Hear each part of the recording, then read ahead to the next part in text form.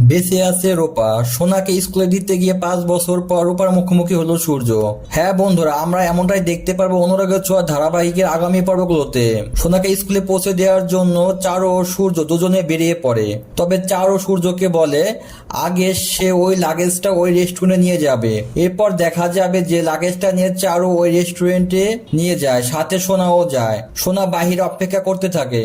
চারু ভিতরে গিয়ে দীপার সাথে লাগেজটা চেঞ্জ করে নেয়। পরেই দেখা যাবে যে বাইরে চারু মেয়ে দাঁড়িয়ে আছে। কথা শুনে দীপা বাইরে বেরিয়ে আসে। দীপা দূর থেকে দাঁড়িয়ে সোনাকে দেখে। দীপা সোনাকে দেখে খুব চেনা চেনা মনে হয়, কিন্তু দীপা সোনাকে চিনতে পারে না।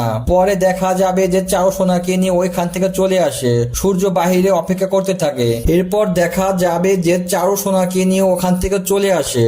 বাইরে সূর্য অপেক্ষা করতে থাকে। তারপর দেখা হয় রূপার সাথে। এভাবে সোনাকে স্কুলে দিতে গিয়ে রূপার মুখোমুখি হয় সূর্য। তো ভিউয়ার্স, আপনারা কি চান এমনটা হোক? জানিয়ে দিন আপনাদের মতামত। চ্যানেলটি সাবস্ক্রাইব করে পাশে থাকুন। ধন্যবাদ।